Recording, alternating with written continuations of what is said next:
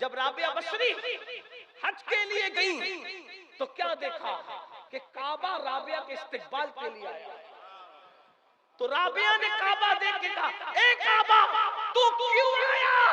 मैं तुझे तो देखने नहीं आई थी, मैं तो यार के दीदार के लिए आई थी। वो राबिया बसरी एक मर्तबा जा रही है रास्ते से, किसी मर्द ने देख लिया। राबिया बसरी को किसी मर्द ने देख लिया। तवज्जो करें, आज मर्द देख ले, मर्द पकड़ ले, चूड़ी पहनाने के बहाने औरतें अपना हाथ मर्दों के हाथ में देती। अब तो मेहंदी लगाने के लिए भी औरतें, आपके यहाँ ऐसा नहीं होगा मुझे पता है, लेकिन बड़े शहरों में ऐसा है। और वैक्सीन के तौर पर मैं ये बातें पेश कर रहा हूँ। मेहंदी लगाने के लिए औरतें मर्दों के पास जाती है, उसमें तो बहुत से मुसलमान भी नहीं होते, और वो टाइट जींस पहन के बैठते कमीने जानबूझकर खबीस, और वो तुम्हारी औरतों की कोहनियां अपनी मांडी पर रखते हैं और मांडी पे रख करके फिर दुल्हनों को मेहंदी लगाते हैं। और किस किस तरह पकड़ते हैं, मैं बुजुर्गों के तकद्दुस के ख्याल से और मिंबर के एहतराम के ख्याल से यहाँ उसका तस्करा नहीं करना चाहता, वरना हम लोग ग्राउंड रियलिटी के लोग हैं, जमीनी हक़ाइक़ के लोग हैं। हम दुनिया के जो वो आसमान के ऊपर और जमीन के नीचे की बात करने से पहले जमीनी हक़ाइक़ को आपके सामने पेश करना चाहते हैं। गौर कर ले और अच्छी तरह गौर कर ले, तुम्हारी गैरत कहाँ मरती है? जब तुम गैर मुस्लिम लड़कों के पास अपनी बेटियों को मेहंदी के नाम पे बेचते, दुल्हन को हाथ उसका शौहर बाद में लगाता है, पहले वो मेहंदी लगाने वाला और चूड़ी पहनाने वाला तुम्हारी बेटियों को, तुम्हारी बच्चियों को और तुम्हारी होने वाली बहुओं को हाथ लगाता है। और उसके बाद मेहंदी वाला हाथ लगा के कुचल चुका, चूड़िया वाला हाथ लगा के कुचल चुका, फिर रही सही कसर वो कैमरामैन पूरी कर लेता है जो वीडियो शूटिंग के मौके के लिए आपके घरों की शादी में आता है। वो बाज़ाब्ता तौर पर लड़कियों को हाथ से ट्रेन करता है, इस तरह हाथ रखो, हाथ लगा लगा के इस तरह दुपट्टा रखो। कहाँ जाती है गैरत? अल्लाह के रसूल ने ऐसे मर्दों के बारे में क्या कहा? अल्लाह ने जन्नत में लिख रखा है कि जन्नत दय्यूसों पे हराम कर दी गई, जन्नत दय्यूसों पे हराम कर दी गई। पूछा या रसूल अल्लाह जहन्नमी कौन है और दय्यूस कौन है? तो फरमाया जिसके घर की औरतों के साथ ये सब किया जाए और वो चुप रहे, वो दय्यूस है, दय्यूस। अरे तुम्हारे कलेजे को क्या हो गया मुसलमानों? एक दौर वो था कि गैरत की वजह से मुसलमान अपनी बेटी के सिर्फ देख लेने वाले को बर्दाश्त नहीं करता था, और आज मेहंदियों के नाम पे, चूड़ियों के नाम पे, ब्यूटी पार्लरों के नाम पे ये सब कुछ हो रहा है। कहाँ है हम? कहाँ है हम? ये दय्यूसियत तुम्हें बर्बाद कर रही है। तो अर्ज ये कर रहा था कि राबिया बसरी को एक मर्द ने सिर्फ देख लिया, अल्लाह का खौफ इतना तारी हुआ कि अल्लाह के खौफ से राबिया जमीन पे गिर गई और हाथ टूट गए। हाथ टूटा तो कहा अल्लाह तेरा शुक्र है। जिस औरत को कोई मर्द पाप की नजर से देखे तो उसको ये दुख जरूर मिलना चाहिए। हालांकि उसमें राबिया का क्या कसूर था? हजरत राबिया का क्या कसूर था? लगे हाथों मेरी कौम की जवान बेटियों से बात करते, आजकल अगर फिल्म देखते हुए, सीरियल देखते हुए, नाविल पढ़ते हुए बेबाक लड़के अगर किसी लड़की को अफेयर का, नाजायज मोहब्बत का ऑफर करते हैं तो लड़कियां जल्दी पिघल जाती हैं और इसको फैशन का नाम दिया जाता है। कौम की बेटियों सुनो, आज तो बेटियां मुनकिरीन इस्लाम के साथ भी अफेयर कर रही है। रिश्ते फेसबुक पे तय हो रहे, रिश्ते व्हाट्सएप पे तय हो रहे, रिश्ते इंटरनेट पे तय हो रहे। मेरी बहनों, इंटरनेट पर तो चप्पल मंगाने वाला का दिल भी मुतमईन नहीं रहता, पता नहीं मैंने जो पसंद किया है वही भेजेगा कि दूसरी भेजेगा। जरा गौर फरमाएं, जब इंटरनेट पर आई हुई चप्पल पर दिल मुतमईन नहीं होता तो इंटरनेट पर लोग रिश्ते कैसे तय कर ले रहे हैं? मुझे हैरत इस बात पर है। फिर हाथों की मेहंदियां भी नहीं छूटती और तलाक तक की नौबत आती है। शरीफों के रिश्ते इंटरनेट, यूट्यूब और फेसबुक पे तय नहीं होते। और कौम की बेटियों से कहता हूँ, ये अफेयर में जो इश्क के नाम पे नाजायज रिश्ते तुम्हें दिए जाते हैं, नाजायज मोहब्बत में तुम्हें बुलाया जाता है, तो ये दरिंदे, ये वहशी कुरैशी ये बेहया और बेगैरत लड़के भौरों की तरह है। जैसे भौरा एक बार फूल का रस चूस कर दोबारा फिर फूल की तरफ रुख नहीं करता, तितलियों के बागबान की तरह उनकी शरारतें हैं। जैसे तितलियां एक मर्तबा फूल का रस चूस कर दोबारा उधर मंडलाती भी नहीं, ऐसे ही ये नौजवान छोकरे फिल्में देखकर, गंदी फिल्में देखकर मोहब्बत के नाम पे जिना की तरफ तुम्हें ले जाते हैं। आओ, वो जो बात करने चला था, क्या औरतें थी, क्या बेटियां थी, क्या मुकद्दस हस्तियां थी। एक लड़की, एक जवान लड़की, बल्कि जवानी में अभी उसने कदम रखा था, बहुत छोटी सी उम्र थी, 13-14 साल की उम्र की वो लड़की थी। क्या बेटियां थी, काबिल रश्क बेटी।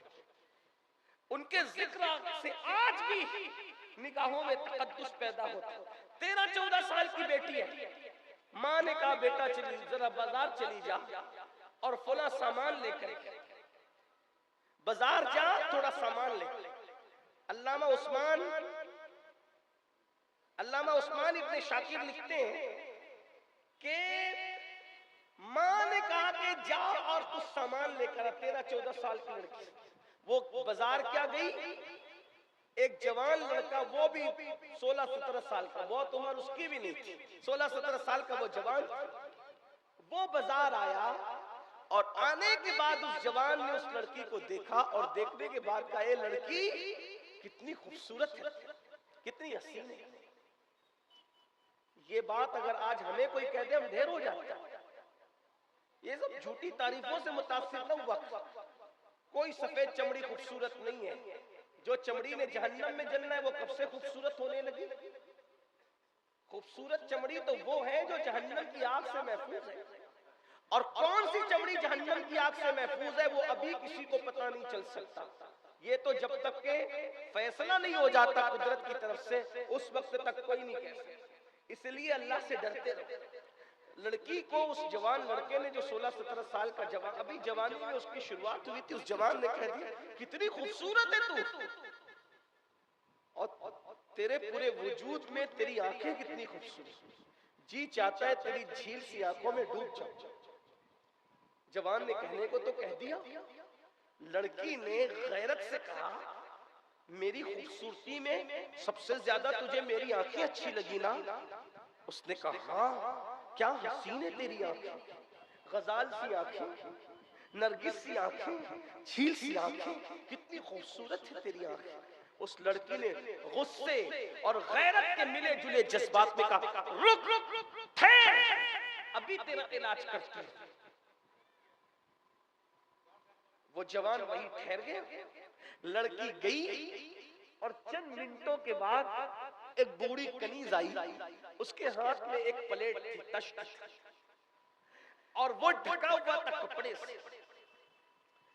आने वाली कनीज ने कहा, ए लड़के, तू ही वो जवान है ना, थोड़ी देर पहले किसी लड़की के हुस्न जमाल और उसकी आंखों की तूने तारीफ की। हाँ, मैं वही जवान हूँ।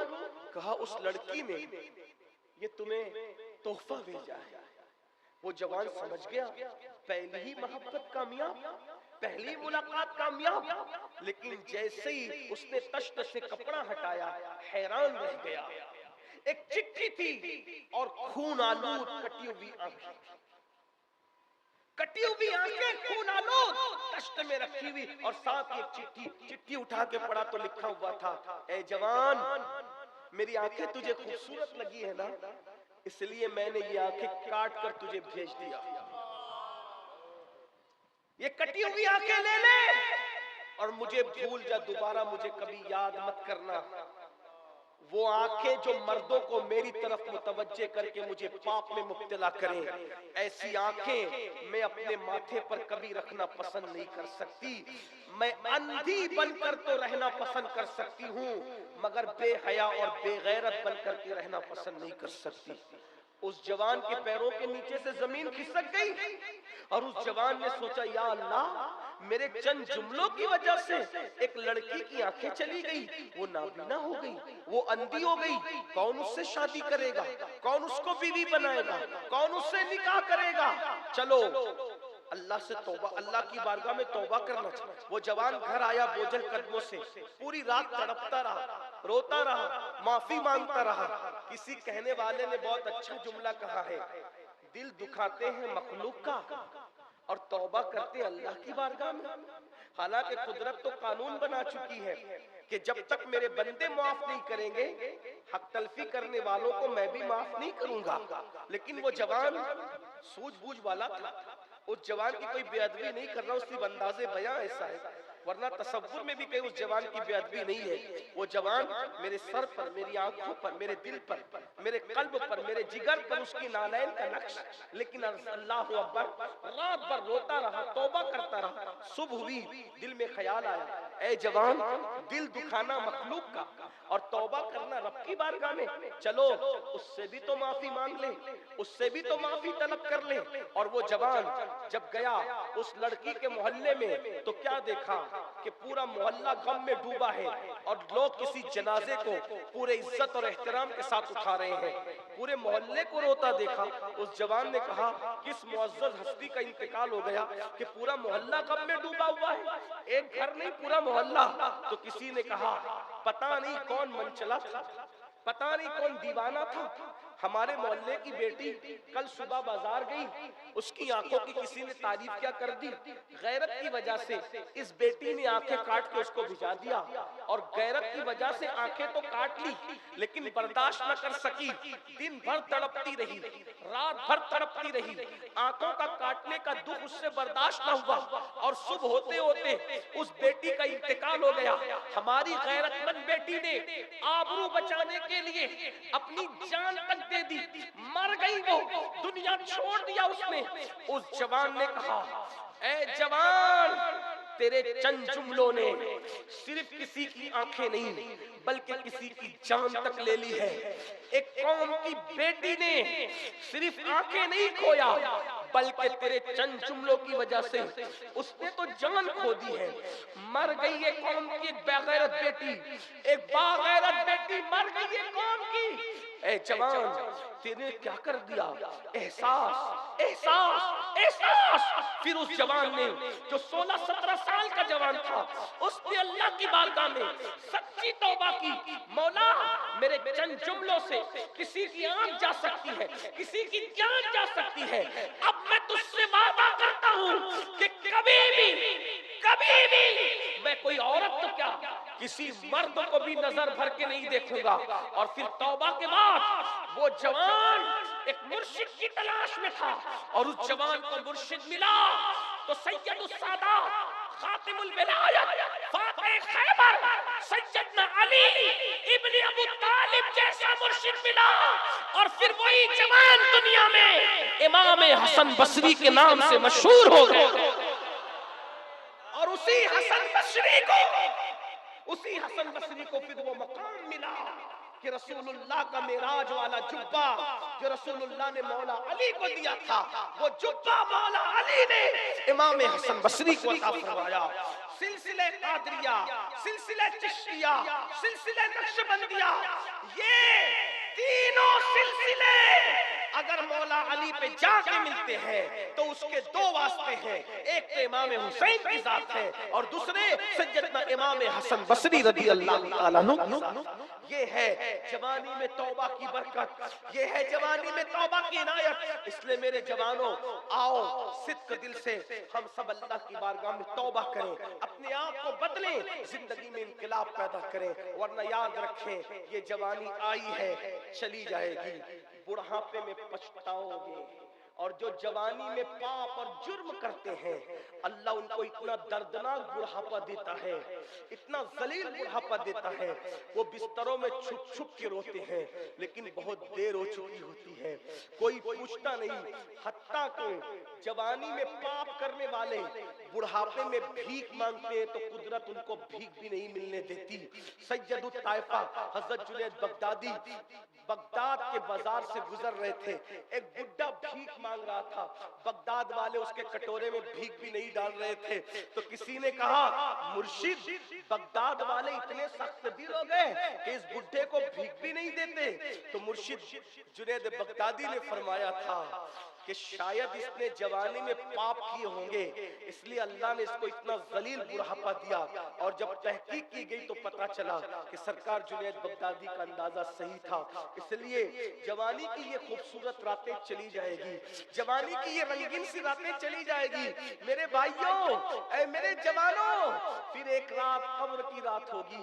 इसी जिस्म को सड़ना है। जवानी में पाप करने वालों, पाप करोगे तो ये जिस्म कब्र में सड़ेगा, बदबूदार होगा, इसको कब्र की मिट्टी खाएगी, इसको कब्र की मिट्टी खाएगी, इसमें कीड़े चलेंगे, ये आंखें बहेगी। ये बद्दुआ के तौर पे नहीं कह रहा हूं, ये बातें हदीस में आई है, ये बातें रिवायतों में आई है, ये बातें मुशाहिदे की है। कब्रों में मिट्टी पिघाल देगी जिस्म को। सोचो तो सही, जो जिस्म मच्छर का डंक बर्दाश्त नहीं कर सकता, जो जिस्म मक्खी का डंक बर्दाश्त नहीं कर सकता, जवानी में पाप करने वालों, जब इसको कीड़े पड़ेंगे, इसमें इस जिस्म में कीड़े पड़ेंगे, पाप करने वालों कीड़े, तो कैसे बर्दाश्त करोगे? कौन बचाएगा? सफेद कपड़े पहनकर स्मार्ट बनने वालों, चेहरे पे गाज़े हुस्न बनकर मल के खूबसूरत बनने वालों, कॉस्मेटिक आइटम का इस्तेमाल करके हसीन बनने वालों, कॉस्मेटिक आइटम के इस्तेमाल को मैं मना नहीं करता, अगर हराम नहीं है तो खूबसूरती के लिए इस्तेमाल कर सकते हो, लेकिन याद रखो दुनिया में चमड़ी को चमका के क्या मिलेगा? अगर पाप कर रहे हो तो इसी खूबसूरत चमड़ी को कब्र के कीड़े खाएंगे। इसलिए तौबा कर लो, सुधर जाओ, बदल जाओ, तब्दील हो जाओ, अल्लाह को राजी कर लो, अल्लाह को मना लो। अगर जवानी में खुदा को मना लिया तो कब्र के कीड़े तो दूर की बात है, इंशाअल्लाह तुम्हारा कफन भी मैला नहीं होगा और दुनिया कहने पे मजबूर हो जाएगी जमीन मैली नहीं होती, ज़मान मैला नहीं होता, मोहब्बत के गुलामों का कफन मैला नहीं होता। नारे तकबीर, नारे रिसालत, फैज़ान मखदूम अशरफ कॉन्फ्रेंस। अस्तगफिरुल्लाह व मा अलैना इल्लल बलाग। अस्सलामु अलैकुम व रहमतुल्लाहि व बरकातुहू। जाए नहीं, महफिल जारी रहेगी, आप तशरीफ रखें, महफिल के तकद्दुम